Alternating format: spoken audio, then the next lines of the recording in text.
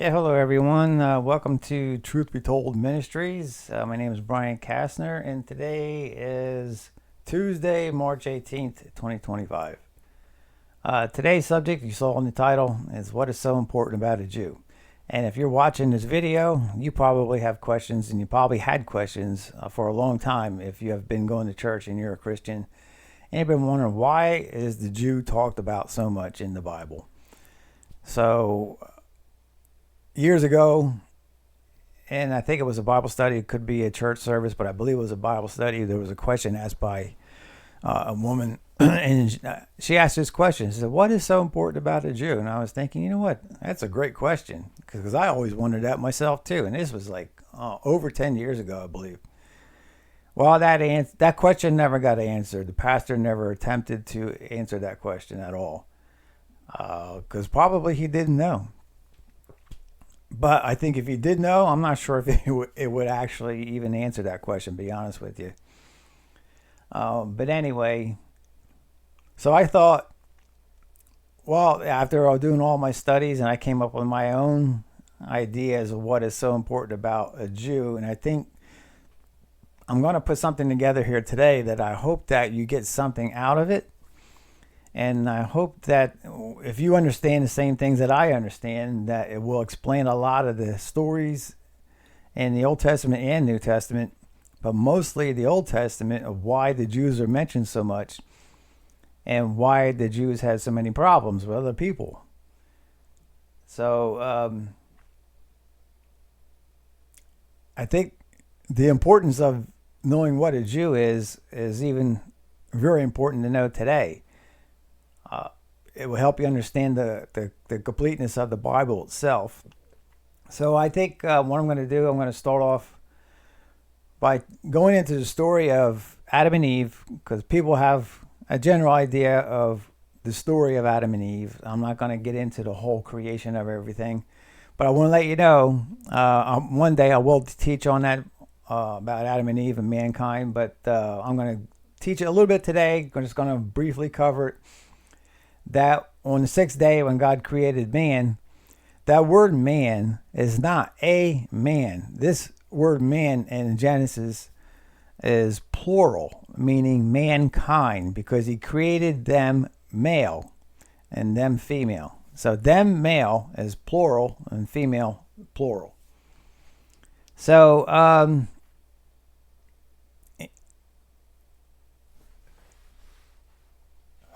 let's see here. What I'm going to do is get into that story of Adam and Eve with Cain and Abel, because they had two children. Cain and Abel, I believe, were twins. They also, even scholars, they even believe that Cain and Abel were twins. It doesn't really matter if they were or not, but we just believe that they were twins. And then when Abel came to give his offering to the Lord, Lord was happy with Abel's offering. Of course, now when Cain came to give his offering, it wasn't up to par. So God kind of like scolded him for it and was not pleased. And God told him he was not pleased with Abel. So then, instead of getting mad, he got mad at Abel. So, which is kind of weird. Well, that goes on now today. People do that now. They blame somebody else for their own problem, for their own faults. And that's why we have so much problems we have in this world today, because people don't want to take accountability for their own mistakes. So Abel got mad. Then he killed his brother. Cain got mad and killed his brother Abel.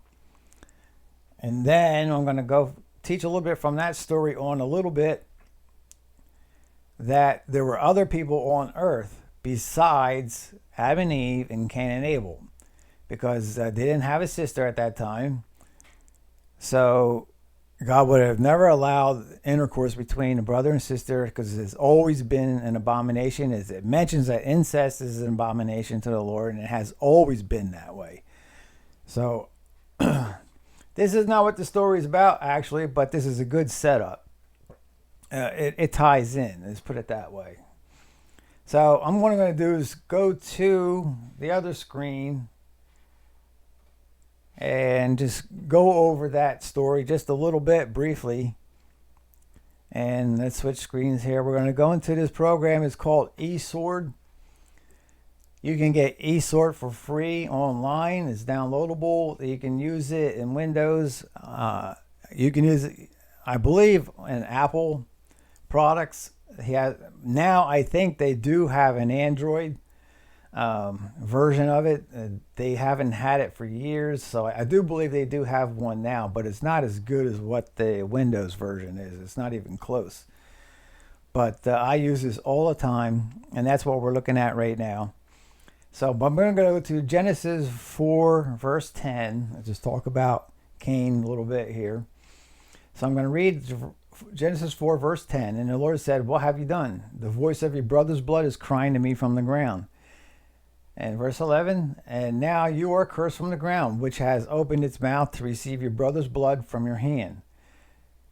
When you work the ground, shall no longer yield to you its strength. It shall be a fugitive and a wanderer on the earth. And verse 13, Cain said to the Lord, "My punishment is greater than I can bear." People think about that afterwards. It's like, then they end up, people do something wrong, they go to jail, and they say, "I can't handle it." Well, it's like, you know what? You got to think about things before you do things. And so you don't get in trouble. And that's clearly Cain did not even think about that at all. What would be the punishment? Maybe it wasn't, at that time, maybe thinking there wasn't going to be a punishment if he killed his brother Abel. And verse 14, "Behold, you have driven me today away from the ground, and from your face I shall be hidden.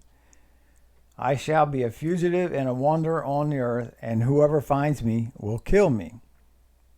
Now, why did he say that? If there's nobody else on earth, Adam and Eve haven't had a sister yet at this time. So why is he worried about somebody killing him if there's nobody there? So has to be other people on earth. There must be. All right? So verse 15, Genesis 4:15. "Then the Lord said to him, Not so. If anyone kills Cain, vengeance shall be taken on him sevenfold." Okay. How can vengeance be taken on Cain if nobody else is there? Well, that's a good question, right? It has to be somebody else living on earth in order to kill Cain. "And the Lord put a mark on Cain, lest any," all right, who's any? "The other people that God created who found him should attack him." Verse 16, "Then Cain went away from the presence of the Lord and settled in the land of Nod, east of Eden." And verse 17, okay, here we go. "Cain knew his wife, and she conceived and bore Enoch. When he built a city, he called the name of the city after the name of his son, Enoch." Well, but now we don't really get into, we do get into a genealogy of Cain here, but I'm not going to get into that today because there's no need to. So the point is, God created more than Adam and Eve on the day of creation on the sixth day. He created mankind. So I just wanted to get that out there today because later I will do a teaching on it and I will get into more depth on that subject itself, but that's not the subject for today. But it does tie in to today's lesson. So that's why I put that there. Now let's switch screens back to, we're going to get into the genealogies starting from Adam all the way to Noah. Here, we're going to zoom in from Adam. He had Cain and Abel, and then later came Seth. Okay, then from Seth's line, we see Cain, here's his lineage, okay, all the way down to Nama. I don't know how you pronounce it, but that's what it looked like. It's spelled like Nama. And there's an F there. I believe that stands for female. But anyway, Abel, of course, there was no lineage after Abel. He didn't ever had a chance to marry and have children before Cain killed him. So what's very important now is this lineage from Seth on. Seth all the way down to Noah. Okay, Noah came from the bloodline of Adam. Now, from there, we're going to go into this chart. From Noah, Noah had 3 sons. Of course, after the flood, everybody was dead except for 8 people. It was Noah and his wife, his 3 sons, and their 3 wives. A total of 8 people were alive after a flood. Now, the 3 sons were Shem, here's Japheth, and Ham. Okay, now Ham and Japheth are the 2 lines that's not connected to the Jewish line, and the reason for that is from Ham down to Cush came Nimrod. I don't know if you can see this. I can actually, let me do this.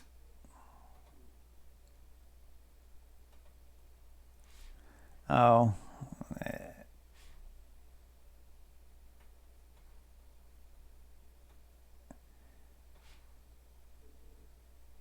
yeah, I can't zoom. Oh, I can change the pen size, but I can't change. All right, here's Japheth. Here's Ham. Okay, they're the sons. Then after that, Ham had Cush all the way down to Nimrod. And what the story is about Nimrod is that Nimrod settled in the land of Shinar. Let's see if I can pull that up.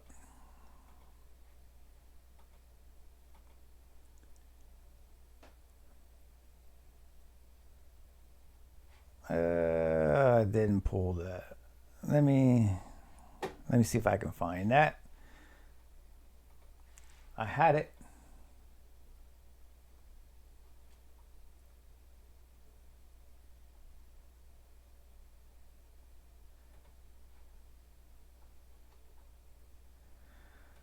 Oh.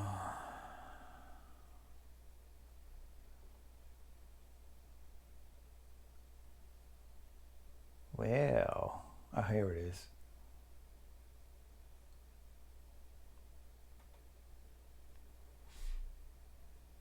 Okay, let me move it over in the screen.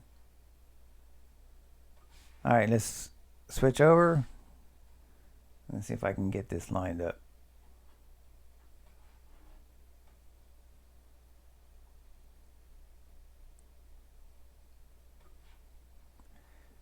Now, Shinar,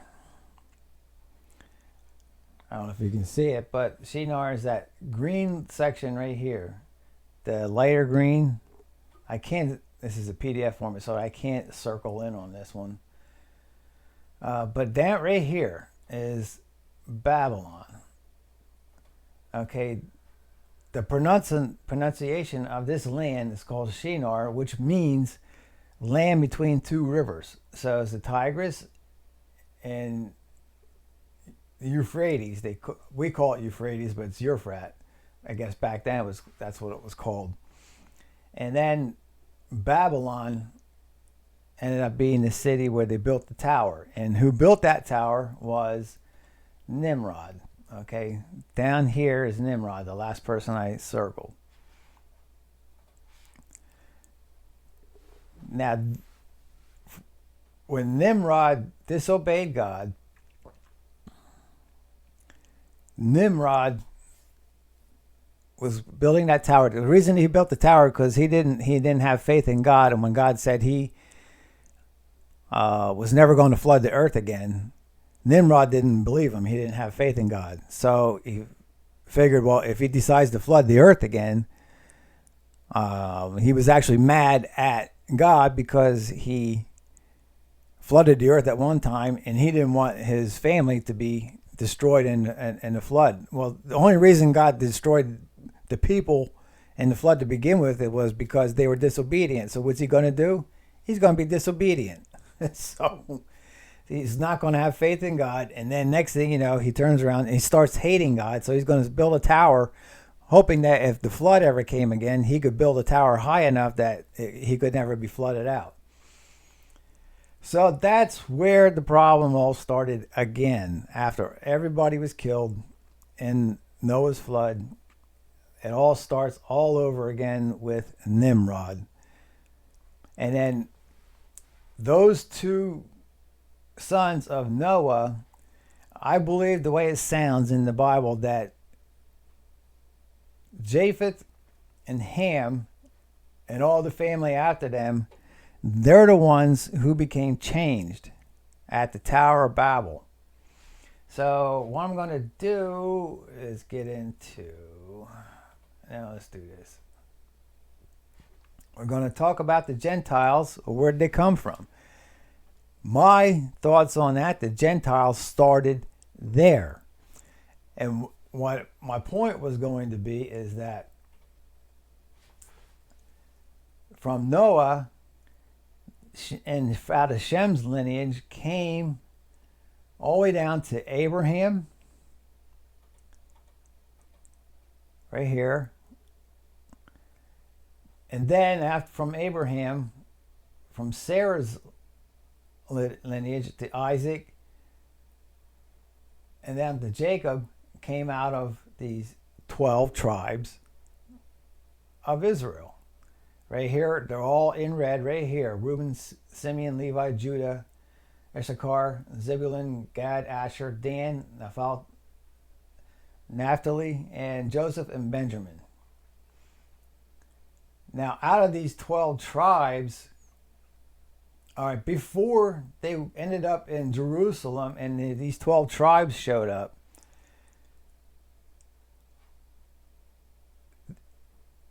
right between Abraham down into Jacob,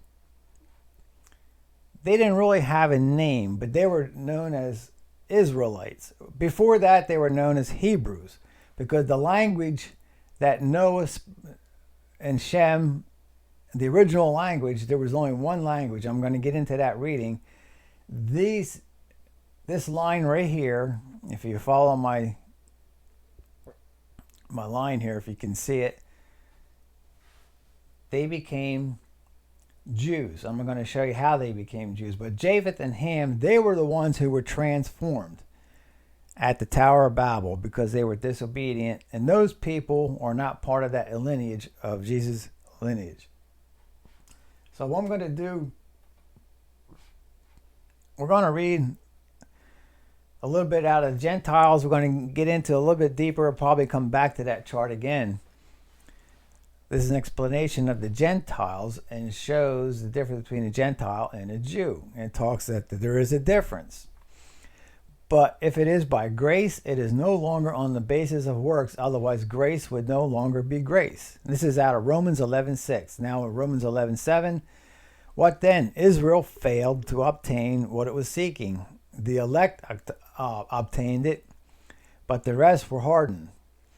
As it is written, God gave them a spirit of stupor, eyes that would not see and ears that would not hear, down to this very day. He's talking about the Jews at this point. And David says, let their table become a snare and a trap, a stumbling block and a retribution for them. Let their eyes be darkened so that they cannot see, and bend their backs forever. So I asked, did they stumble in order that they might fall? By no means. Rather, through their trespass, salvation has come to the Gentiles, so as to make Israel jealous. So what's this all in connection to, too? It's the connection that when Jesus was here, the Jews, his brothers and sisters, and the Jewish line denied Jesus. And even after they knew he was Jesus, that he died on the cross, and then he rose again on the third day, they still denied Jesus. That's where this problem comes from. Now, Romans 11:13, I'm going to continue on. I am now speaking to you Gentiles, and as long as I am an apostle to you, I will take pride in my work, I hope in this way to make some of my people jealous enough to be saved. When Israel rejected God, the rest of the people in the world were able to turn to him. So when God makes friends with Israel, it will be like bringing the dead back to life. Now, I'm not the one who's saying this, all right? This is in the Bible. So I'm just repeating. I'm actually the bearer of the bad news, I guess, to the Jews at this point. Romans 11:16, if part of a batch of dough is made holy by being offered to God, then all of the dough is holy. If the roots of a tree are holy, the rest of the tree is holy. And then I put it also, the King James Version, for if the first fruit be holy, the lump is also holy. And if the root be holy, so are the branches. Now, we're going to talk about the Jews a little bit. That was also about the Jews and the Gentiles. And let's go into Romans 10:20. Then Isaiah is so bold as to say, I have been found by those who did not seek me. I have shown myself to those who did not ask for me. But of Israel, he says, all day long I have held out my hands to a disobedient and contrary people. That's the Jew, folks. But when I saw that their conduct was not in step with the truth of the gospel, I said to Cephas before them all, if you, through a Jew, live like a Gentile and not like a Jew, how can you force the Gentiles to live like Jews? So what is the meaning of that? Well, let me show you that one picture again. Here. Actually, this one right here. When I said in the beginning, that line from Shem on out, they were known as Hebrews. Then they were became Israelites. And now the Jews are part of the Israelites. And here's how it happened. The Israelites became known as Jews after returning from exile in Babylon in the late 6th century BCE. The term Jew comes from the Hebrew word Yehudi, which means of Judah. So let me explain that a little further. Actually, let's put this up. Okay. From Abraham was promised the land of Israel, that he himself I don't believe he was actually in the land of Israel or ever got there, but his sons got there. And through his lineage came down to Jacob. And then from his sons came these 12 tribes down here at the bottom right-hand corner. And one of them is Judah, right here. Okay, Judah.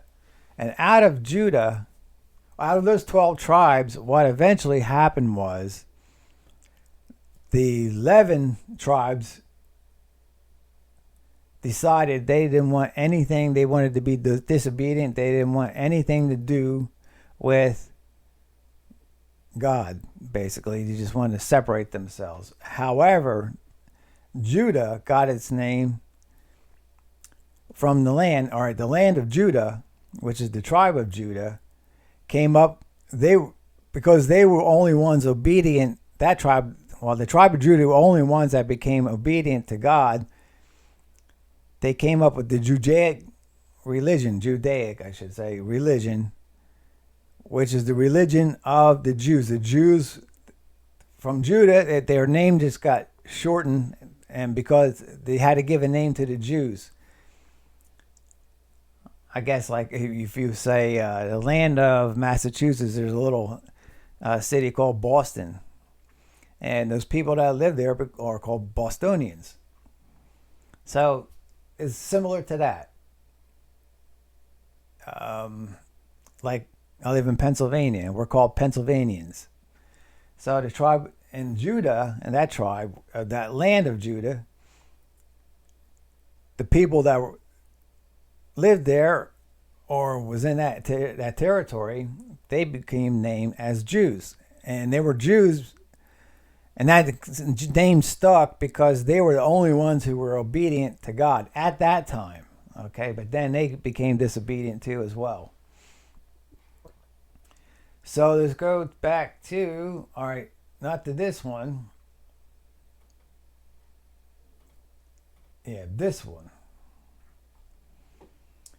We're going, and now here's where we get into the crux of the whole thing.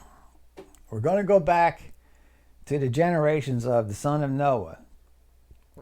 And we're going to get into Genesis 10:1. Here's where it all starts to come out and unfold a little bit. It says, these are the generations of the sons of Noah, Shem, Ham, and Japheth.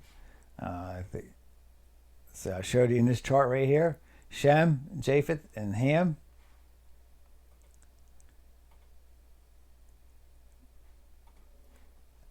Then the sons of Japheth, okay, I'm not going to get into all their sons.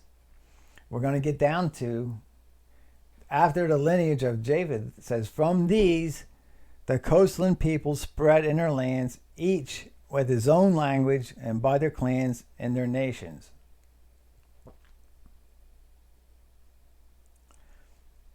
Okay, then the sons of Ham came Cush. And from Cush came out of there was Nimrod. It says, now Genesis 10:8 says, Cush fathered Nimrod. He was the first on the earth to be a mighty man. He was a mighty hunter before the Lord. Therefore it is said, like Nimrod, a mighty hunter before the Lord. The beginning of his kingdom was Babel. Erech, Akkad, and Calneh, and the land of Shinar. Okay, it says that means land between two rivers. And then from that land he went out into Assyria and built Nineveh, in which, if you have been a Christian long enough and you heard about Nineveh, Nineveh was a very evil and wicked city, which, if you're familiar with the story of Jonah and the whale, Jonah was told to go to that city and warn those people that they will be destroyed if they don't turn to God, if they don't repent. So Nineveh came from the lineage of Nimrod, which goes back to Cush, back to Ham, and back to Noah. Okay, now these are the sons of Ham by their clans. This is now on verse 20, Genesis 10, verse 20. It says, these are the sons of Ham by their clans, their languages, their lands, and their nations. So the sons of Shem, I'm not going to name them all because I'm trying to... all right, we're almost at a half hour now. We've probably got another half hour to go. I'm thinking about that. Now we're going to get into verse 31. Now if you want to read this, Genesis 10 and 11, you can read the whole thing over and over and over until you got it. And I'm reading from the ESV version. Genesis 10:31. These are the sons of Shem by their clans, their languages, and also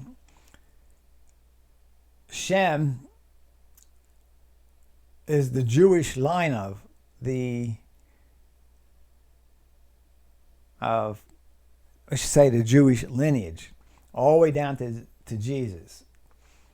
And it says languages here, but that word language could it mean either language or languages. But I put in here and seen it in red, language, because you have to know the story and understand in order to translate properly. And if the translator doesn't know the story very well, he won't translate properly. And as we know, the Jews have always spoken Hebrew until Babylon came, was Nebuchadnezzar. They brought their language to, actually no, it was the Romans. Until the Romans came, then they actually started speaking Greek. And when they started speaking Greek, they kind of lost their language and their heritage a little bit. But then it came back. So let's go on. Here we go into the crux of the whole thing. In Genesis 11, verse 1, now the whole earth had one language and the same words. And as the people migrated from the east, they found a plain on the land of Shinar and settled there. And they said to one another, come, let us make bricks and burn them thoroughly. And they had brick for stone and bitumen and mortar. Then they said, come, let us build ourselves a city and a tower with its top in the heavens. And let us make a name for ourselves, lest we be dispersed over the face of the whole earth. And the Lord came down to see the city and tower which the children of man had built. And here's the important part. And the Lord said, behold, they are one people. Okay, and they all have one language.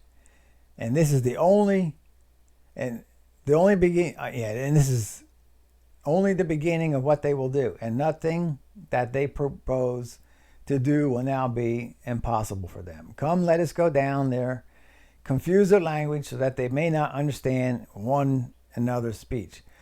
So the Lord dispersed them from there over the face of the earth, and they left off building the city. Therefore, its name was called Babel, because the Lord confused the language of all the earth, and from there the Lord dispersed them over the face of the earth. Now, what important thing to see here in verse 6, it says, behold, they are one people. Okay. In other words, there was no Gentile. It was just one people and they all have one language.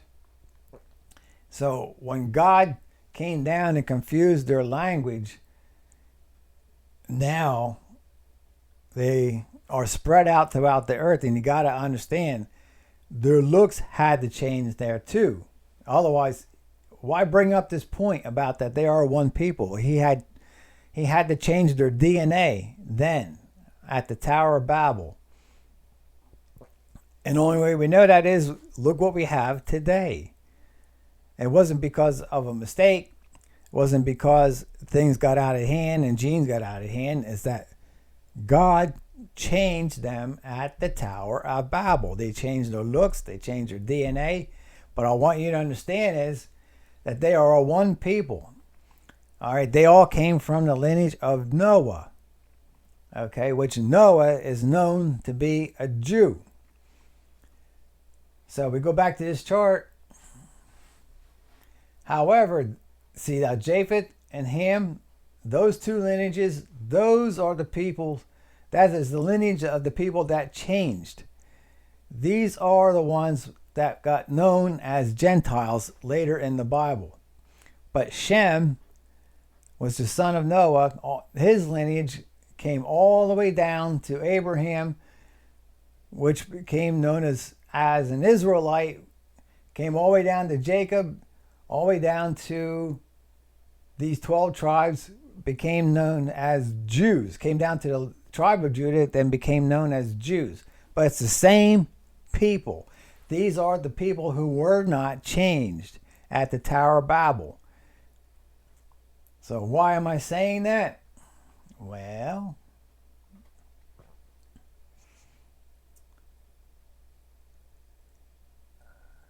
so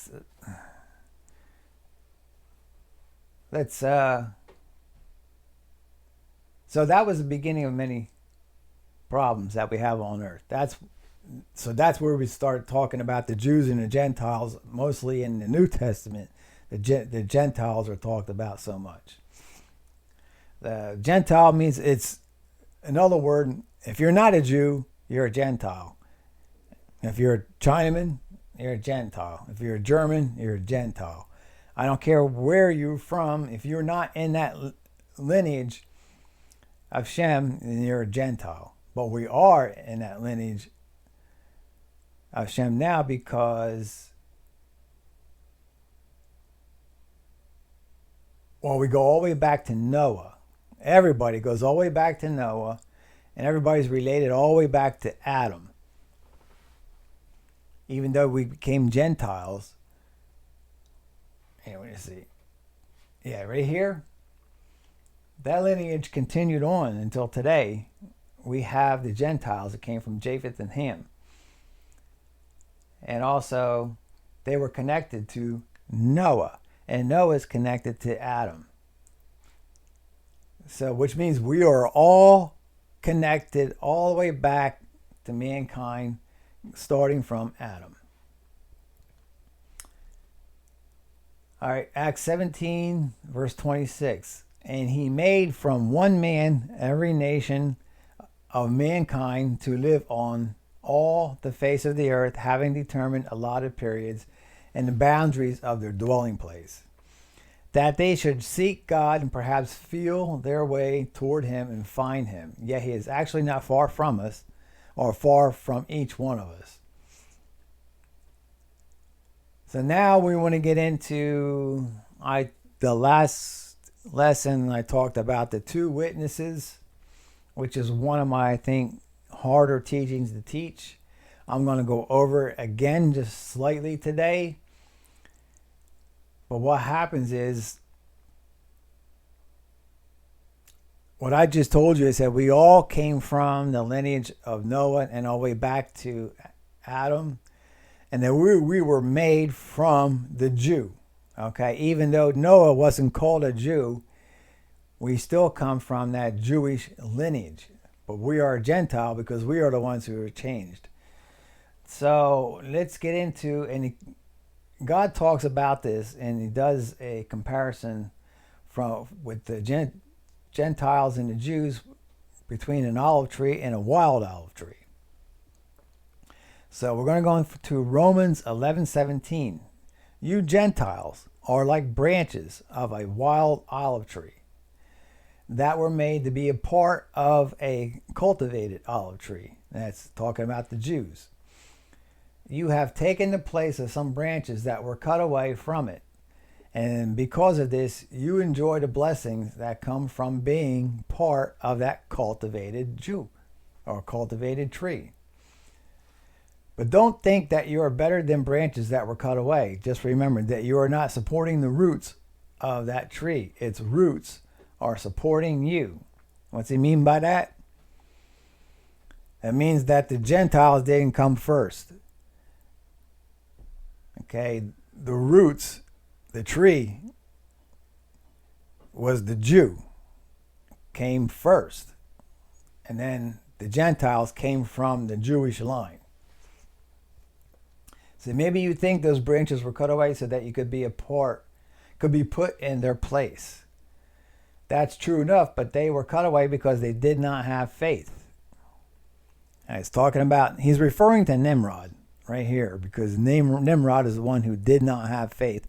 And the people that he was involved with all around him, his family, did not have faith. And because they didn't have faith in God, that he wouldn't flood the earth again. And you are where you are because you do not have faith. Don't be proud, but be afraid. If God cut away those natural branches, couldn't he do the same to you? So let me show you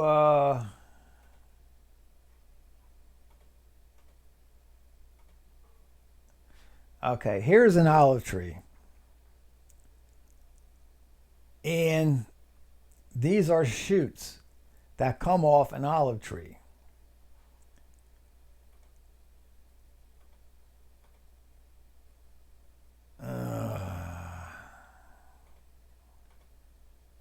Okay, here we go.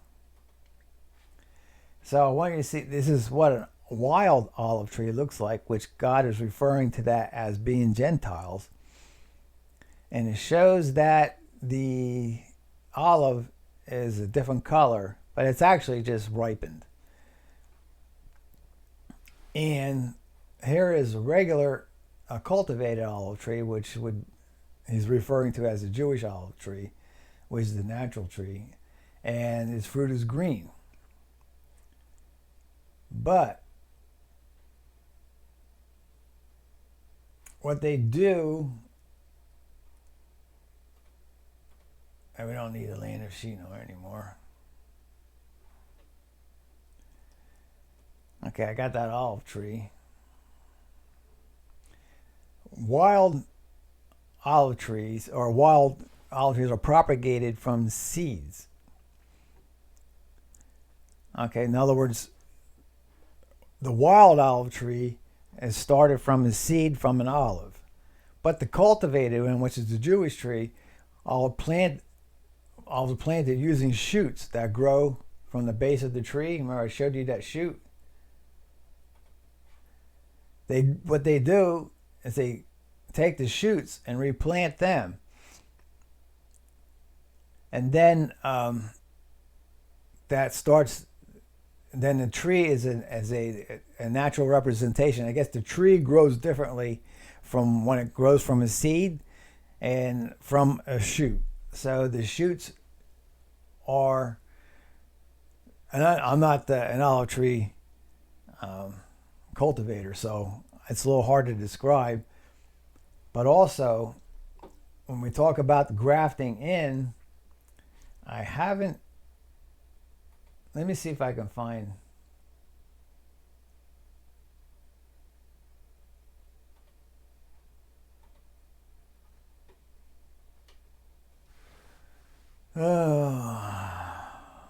let me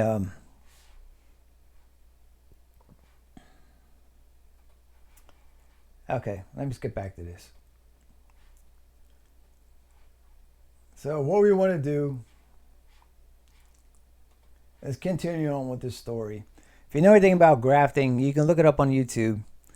How do you graft a wild olive tree? Or just looked up grafting a branch into a tree. What they do, if a branch of a tree, let me see if I can find something. I thought I had this up. So let me see if I can find something here for you.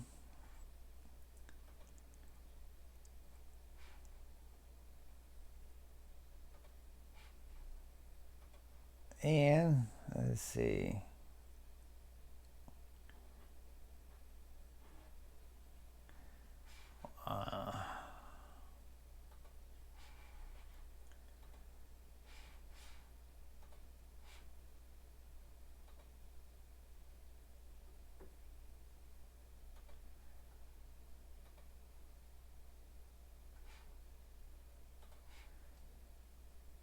Oh, I think I know where I put it.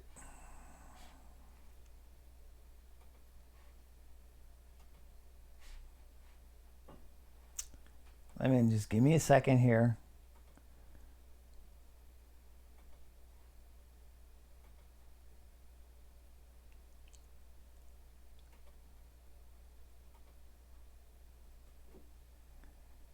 I'm going to play this little video for you.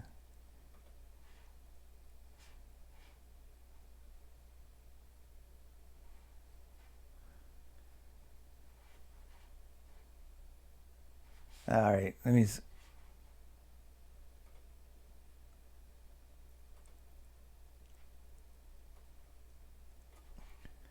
play this video real quick. It's only a short video. They take a branch from a tree and they graft new branches into it, and they call it grafting. So let me play this real quick here. There's no audio.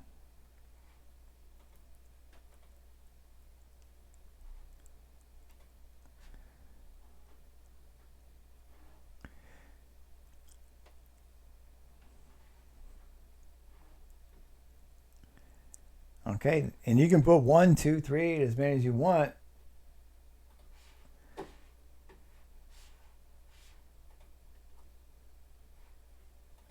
And let's see if I can play this other one.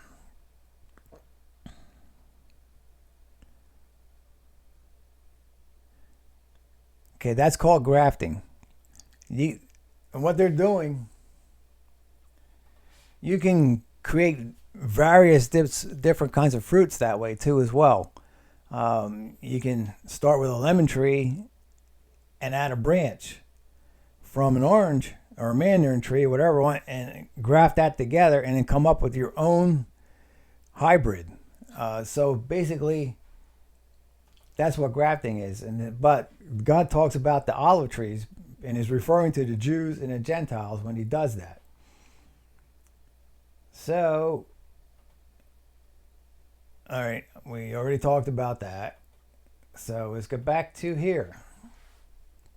Now, I want you to prove my point that we came from Jews. If it wasn't for a Jew, there would be nobody on earth. Everybody came from a Jew. So we're going to start back with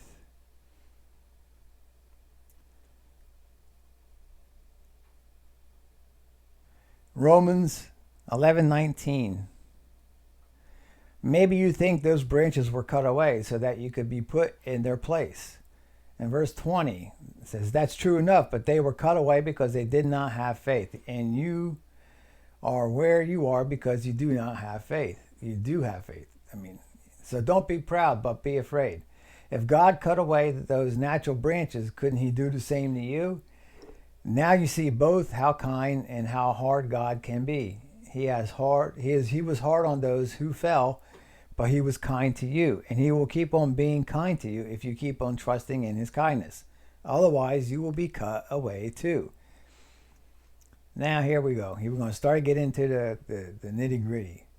In verse 23 of chapter 11, and those other branches will start having faith, they will be made a part of that tree again. Okay, he's talking about the Jewish olive tree. You can't say the word again if you didn't come there to start with. So it says God has the power to put them back. Put them back where? Back in the Jewish lineage. And that's done. And he's talking about the Gentiles being put back into their Jewish lineage by adoption. Okay? Your DNA is not going to change. Maybe your spiritual DNA is going to change. But he's going to put us back from where we came from, being a person of faith, a believer. That's how the Jew got started to begin with. That's how they got their name, from the tribe of Judah, which had created that. Well, they had the religion, the Judaic religion, which was the religion who was obedient to God at that time, way back in the olden days. Now, Romans 11:24. After all, it wasn't natural for branches to be cut from a wild olive tree, the Gentiles here, I put that in parentheses, and to be made part of a cultivated olive tree. So it is much more likely that God will join the natural branches, the Gentiles, back to the cultivated olive tree, which is the Jewish olive tree. So he's looking at us, he's doing a parable of the people and a contrast between the Jews and the Gentiles. But he wants us Gentiles to get to know and put the point across is that we came from that lineage that goes all the way back to Adam, okay, which was a Jew, okay. They weren't called Jews in the beginning. So everybody came from a Jew. And because of Nimrod's disobedience at the Tower of Babel, that's when everything just changed. The DNA of the people changed, except for Shem's lineage. They stayed the same.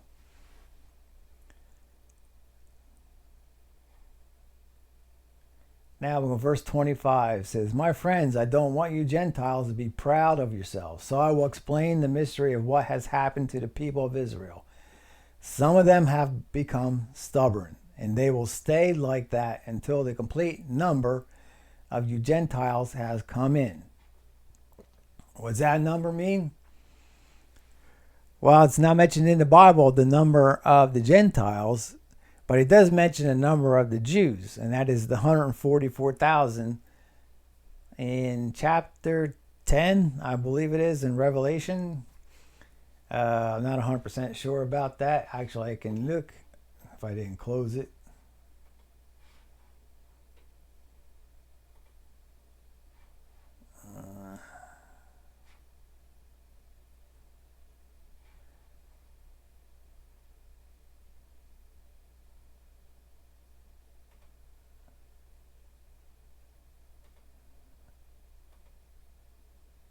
14, I'm sorry. Yes, these are the Jews that God is looking for. He's looking for a specific number of the Jews, and that is 144,000. And that is in Revelation chapter 14. So chapter 10 was wrong. So I apologize for that. So anyway, but the number of the Gentiles is not mentioned in the Bible. But however, if you have looked in my description, my YouTube description, I have prophets listed there.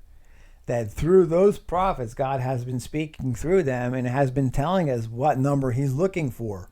And he's looking for a 1 billion soul harvest. So, and I believe he's talking about the Gentiles. He's talking about the church. Okay, he's not talking about the Jews when he says that. So, 1 billion, we will never know how many people are actually saved right now. Okay, it doesn't matter. We just got to keep on going on and teaching the truth and getting the word of God out there until the time comes. So, but that's what God has been saying for the past 2-3 years, that he's looking for a 1 billion soul harvest. So we got a long way to go, because I don't think we're even close to that right now. Now, it talks about also the church. If you look in Revelation, it talks about the 7 churches. However, only one of them he is happy with, and that's the Church of Philadelphia. But I wanted to point out today the Church of Smyrna, which mentions Jews, but he's not talking about the Jews. It says, and to the angel of the Church of Smyrna, write the words of the first and then last, who died and came to life. I know your tribulation and your poverty, but you are rich. And the slander of those who say that they are Jews and are not, but are a synagogue of Satan. Do not fear that you're about to suffer, because the devil is about to throw some of you into prison, that you may be tested for 10 days, and you will have tribulation. Be faithful until death, and I will give you the crown of life. He who has an ear, let him hear what the Spirit says to the churches. The one who conquers will not be hurt by the second death. So he's talking about Jews here. He's mentioned Jews, but he's talking about the church. The Jews are the ones with faith, who believe in God and follow God. What this is referring to, that these Jews are not, he's referring to Christians who claim they are Christians and are not. Okay, they say with their words they're Christians, but act like something else and do things that they shouldn't be doing. This is what he's referring to. So I think that kind of almost wraps up today's lesson. We almost went an hour.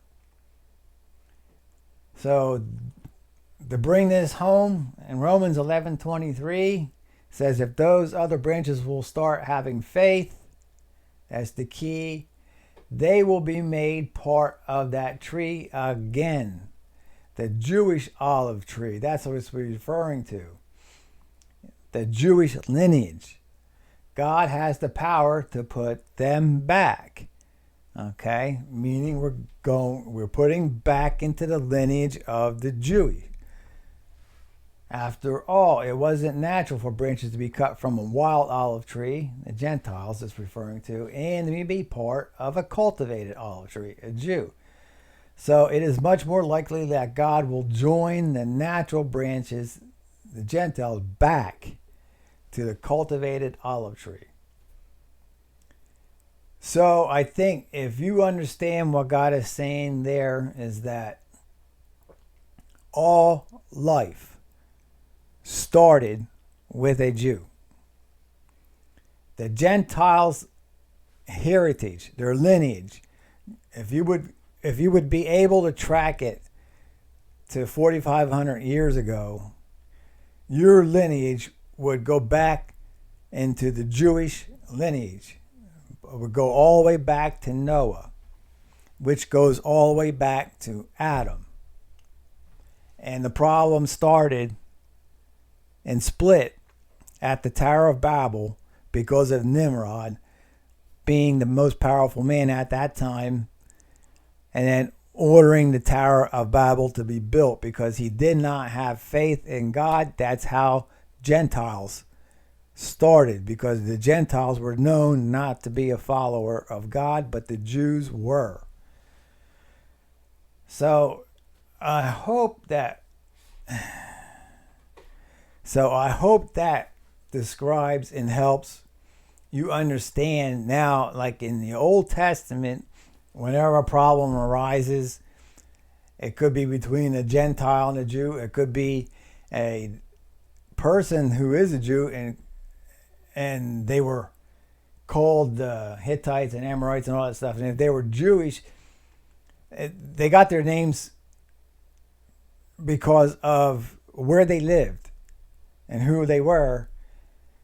And it's still like Jews fighting Jews up until the time of after Noah and the flood, and then Nimrod built the Tower of Babel, and the Gentiles were created at that time. And then that's when everybody started looking different, started talking different, and then we were spread out throughout the earth. However, the Jewish line continued on. And in the Bible, it did talk about not to intermarry. It told the Jews not to intermarry with a Gentile. Not because God hated the Gentiles, is that God wanted the Jews to be preserved, because the Jew represents what God created in the beginning. He created mankind to look like God. It says he created in his likeness. Let's go back to the beginning. Let me see, I'll pull it out all the way back.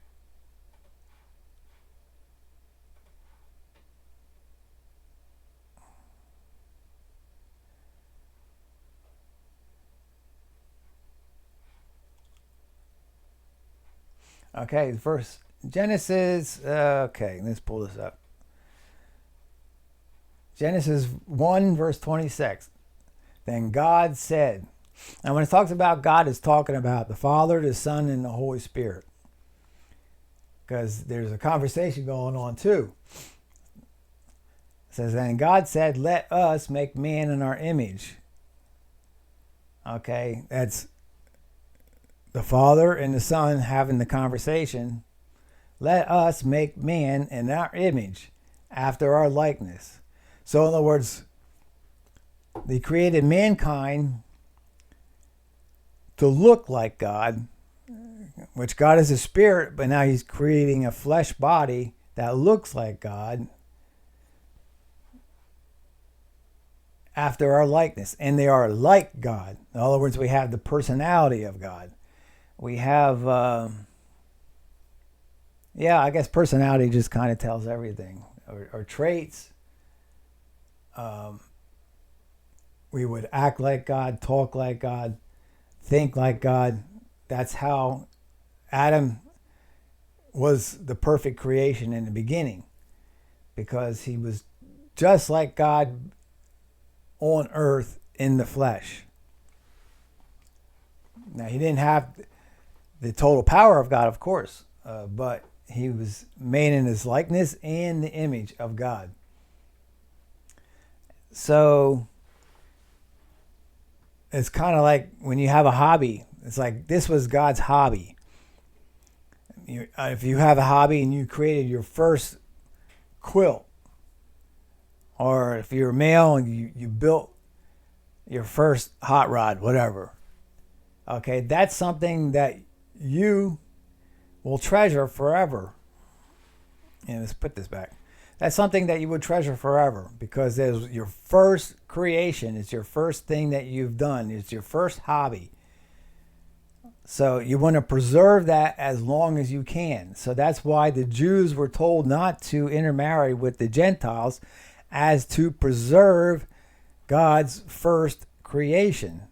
And the Jew is the example of what God is like.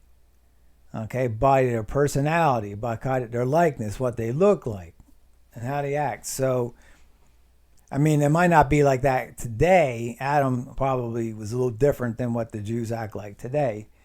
But the closest thing we have is the people what we see today. So that's why it's so important to know who the Jew is and who the Gentile is, and that we can be grafted back into the Jewish lineage and back into the original creation, and by being adopted back into the Jewish lineage. And that's why the comparison of the olive trees was so important, because he uses that as a comparison, as a parable. So if that would help me, that helped me understand the stories in the Old Testament much better, because I'd never understood why the Jews have so many problems. Why is it the Jew this, Jew that? Because the Jews, we all came from a Jew, and yet we have all these people who want to kill them, and it's not right. And if they would only realize that their heritage, if they could trace it back, like Hamas and Hezbollah and Iran, if they could trace it back, if they realize what I'm teaching today, this story is that they came from a Jew themselves, and they don't even know it. And you know what the crux of this whole thing is too? The Jews don't even know who they are. You ask them, why are you a Jew? They think it's because of a religion. That's some of them, not all of them. But a lot of Jews think they are a Jew because of their religious beliefs. And it's not true. The Jew represents the original creation of mankind. So, and I saw was a couple years ago, they were showing on the news that the Jews were welcoming these Ethiopian Jews that are getting off a plane, and they're claiming to be Jews. It's like, no, if you are Ethiopian, you are an Ethiopian. You cannot be an Ethiopian Jew. You're not. You could have Jewish blood and Ethiopian blood. That means you're a Gentile. Okay, that does not mean you're a Jew at all. Okay, only way to be a Jew is you got to have the DNA of the original creation of mankind. And that's why God wanted the Jews to be preserved, so that a Jew can be a Jew only. So I hope you understand my point. My point is that Israel was welcoming the Ethiopians getting off the plane, and they're black in color. And that that means their heritage came from the Gentile lineage, not from Shem's lineage. They came from either Nimrod or Japheth lineage. Okay, so that means the Jews don't even know who they're welcoming into their own state, in their country. So hopefully this message is understood, and if you have any comments you want to make, please feel free to make them. I know this is not one of the easiest lessons to teach, because I have not heard a lesson like this done ever. So I had nothing to compare it to or nothing to learn from except for my own studies that I did. So, but I hope you understand the things that I'm teaching. So I did stumble a little bit because I never taught this before. And probably next time I do it, I should be a little bit better. Hopefully a lot better. But anyway, so if anybody watches this, the Gentiles watch this and the Jews watch this, that everybody gets an understanding of who they are. And then who they are in Christ. If you are a Christian, then you have been adopted and grafted back into the Jewish lineage, which God looks upon you as being one of his first created. So I hope you got something out of this. I know I did. I know I need to do better next time. So, but anyway, until next time, though, I want to tell you that I don't know what my lesson's going to be next time. I'm still thinking about what I want to do. But I think this is probably the last two videos that I've done. This one is what is so important about a Jew. And the last one I did, which is the two witnesses of Revelation chapter 12. There's probably the two most important teachings I've done so far. Doesn't mean that other ones aren't important that I've done, but I think these are probably the two misunderstood. Let's put it that way, is why I think it's the two most important teachings I've done so far. So anyway, until next time, until I decide what I'm going to do, leave a comment and hit the like button, subscribe. I want to build up this channel. I want to get this messages out so that everybody can start understanding the Word of God as you should. And I know there's a lot of misunderstandings out there, and that's why the church is such a mess right now. And I'm hoping to bring the church back together into believing into one thing and being united in the thinking, united in the teachings, united in the beliefs, which is going to be a hard thing to do.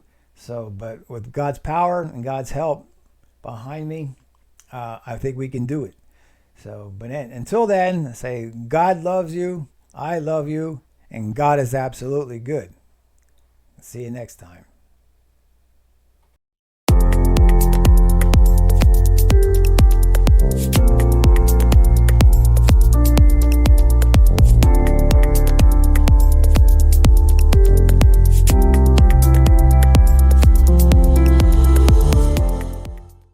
We've seen you asking, what is TubeBuddy? Good question. Let's take some time to answer this. TubeBuddy is designed to help you save time, get more views, and do more on YouTube. TubeBuddy is a browser extension, but most people say a browser plugin. It's like Grammarly or Honey. It adds extra options to your web browser. In TubeBuddy's case, we add tools directly on top of YouTube. You can install TubeBuddy on Google Chrome, Mozilla Firefox, and Microsoft Edge. We'll have an article in the description on where you can find and install TubeBuddy for free. After installing TubeBuddy, simply go to youtube.com and you'll see our features right inside YouTube with this TubeBuddy logo right here. All you need to do is sign in. In addition to the extension, we have a mobile app that we update frequently. Plus, we offer a bunch of other tools which can be found on the TubeBuddy website. Now, downloading TubeBuddy won't instantly get you results, although that would be awesome. No, TubeBuddy is like any tool. For example, if you wanted to cut down a tree, you could just use your hands. This would take a while and be painful, but it can be done. With the right tools like an axe, it can be done quicker, easier, and pain-free. And with the paid versions of TubeBuddy, it's like using a chainsaw, giving you more time to focus on the task at hand and less time focusing on the problems. Or, in the case of YouTube with TubeBuddy, your painful journey becomes a lot simpler, so you can focus more on creating content and less time on the back end with things such as titles, description, and tags. We want to empower you to create more and work less.